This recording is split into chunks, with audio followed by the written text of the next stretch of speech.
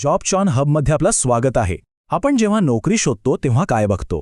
बहुतेक वेळा पद, पगार आणि आपली पात्रता, बरोबर? पण काही जाहिरातींना याच्या खूप पलीकडे असतात. त्या फक्त नोकरीची संधी देत नाहीत, तर एका मोठ्या बदलाचा भाग होण्याचं एक प्रकारे आमंत्रण देतात. आज आपण अशाच एका संधीला उलगडून पाहणार आहोत, जी एका अर्थपूर्ण करिअरचा मार्ग दाखवते. तर आजच्या आपल्या विश्लेषणाच्या केंद्रस्थानी आहे ही इमेज. बघा, ही फक्त एक साधीसुधी जॉब जाहिरात नाहीये, तर एका मिशनचं आमंत्रण आहे. यात वापरलेला प्रत्येक शब्द, प्रत्येक अपेक्षा एका वेगळ्याच कार्यसंस्कृतीकडे आणि ध्येयाकडे इशारा करतो. चला तर मग या जाहिरातीच्या प्रत्येक पैलूला जरा बारकाईने समजून घेऊया. कोणत्याही संधीमागे कोण आहे हे जाणून घेणं सगळ्यात महत्त्वाचं असतं, नाही का? तर मग हा बदल घडवण्यासाठी संधी देणारी ही संस्था आहे तरी कोण? आपल्या विश्लेषणाच्या पहिल्या भागात चला ओळख करून घेऊया परमाप्त फाउंडेशनची. आणि इथेच या जाहिरातीचं खरं वेगळेपण दिसतं. संस्था कर्मचारी नाही शोधत आहे, तर उत्साही आणि प्रेरित व्यक्ती शोधतीये. हा फक्त शब्दांचा खेळ नाहीये, अजिबात नाही. हे काय सांगतं की त्यांना फक्त काम करणारी माणसं नकोय.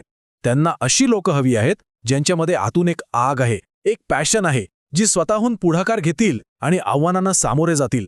आणि खरं सांगायचं तर सामाजिक कार्यात हीच ऊर्जा सगळ्यात जास्त महत्त्वाची असते.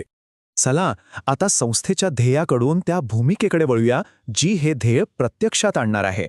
पद आहे प्रकल्प कार्यकारी, म्हणजे प्रोजेक्ट एक्झिक्युटिव्ह. पण सोशल सेक्टरमध्ये या पदाचा नेमका अर्थ काय असतो? ही जबाबदारी फक्त नावापुरती आहे की त्याहून बरंच काही आहे? सगळ्यात महत्त्वाचा मुद्दा हा आहे की ही भूमिका काही चार भिंतींच्या ऑफिसमधली नाही. याचा सरळ अर्थ आहे थेट समाजामध्ये जाऊन काम करणं, लोकांच्या समस्या समजून घेणं आणि त्यांच्यासोबत मिळून त्यावर उपाययोजना करणं. ही एक अशी भूमिका आहे जिथे कागदावरच्या योजनांना प्रत्यक्ष जमिनीवर उतरवण्याचं कौशल्य आणि धैर्य दोन्ही लागतं. प्रत्येक सामाजिक कार्याची एक भौगोलिक व्याप्ती असते. चला आता बघूया की परमाप्त फाउंडेशन आपल्या बदलाची ही चळवळ कोणत्या प्रदेशांमध्ये घेऊन जात आहे. या संधी नक्की कुठे उपलब्ध आहेत? तर या संस्थेचा विस्तार प्रामुख्याने दक्षिण आणि पश्चिम भारतात दिसतोय. कर्नाटक, तामिळनाडू, तेलंगणा, आंध्र प्रदेश, केरळ आणि आपला महाराष्ट्र. या राज्यांची निवड कदाचित संस्थेच्या विशिष्ट ध्येयांशी किंवा त्या भागातील सामाजिक गरजांशी जोडलेली असू शकते. यावरून त्यांच्या कामाची दिशा अगदी स्पष्ट होते. कोणत्याही मिशनसाठी योग्य माणसं निवडणं म्हणजे अर्धी लढाई जिंकण्यासारखं असतं. चला तर मग पाहूया या महत्त्वाच्या भूमिकेसाठी परमाप्त फाउंडेशनला फक्त पदवी नाही, तर कोणत्या प्रकारचं व्यक्तिमत्व, कोणते गुण आणि कोणती तळमळ हवी आहे.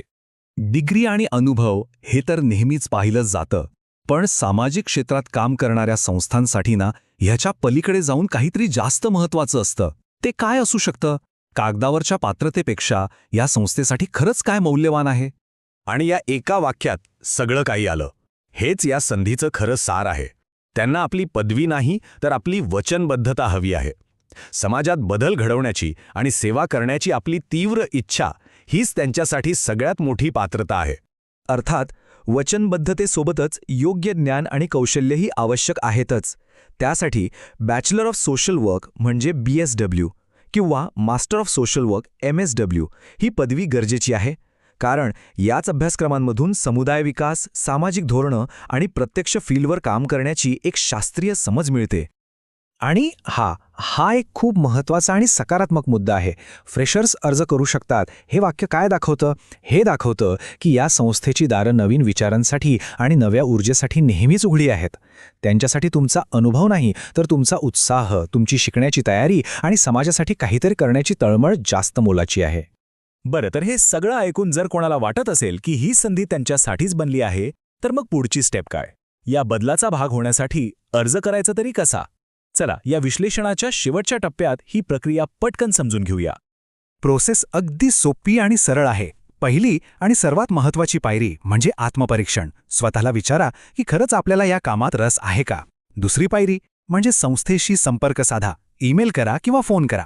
आणि तिसरी पायरी म्हणजे दिलेल्या लिंकवर जाऊन तुमचा अर्ज सबमिट करा. सगळी माहिती सहज उपलब्ध करून दिली आहे. जाहिरातीमधलं हे शेवटचं वाक्य या संधीचं सार इतके प्रभावीपणे मांडतं की ही फक्त एक नोकरी मिळवण्याची संधी नाहीये, तर एका मोठ्या आणि अर्थपूर्ण बदलाच्या चळवळीत सामील होण्याची संधी आहे. आणि ही संधी आपल्याला एका मोठ्या प्रश्नावर विचार करायला लावते की आपल्यासाठी अर्थपूर्ण करिअरची व्याख्या तरी काय आहे? ते फक्त पगाराच्या आकड्यांमध्ये मोजलं जातं की आपल्या कामामधून समाजावर जो सकारात्मक परिणाम होतो त्यात त्याचा खरा अर्थ दडलेला आहे? या नोकरीच्या निमित्ताने या प्रश्नावर नक्की विचार करा. जॉबजॉन हबला सबस्क्राईब करायला विसरू नका. भेटूया पुढच्या वेळी.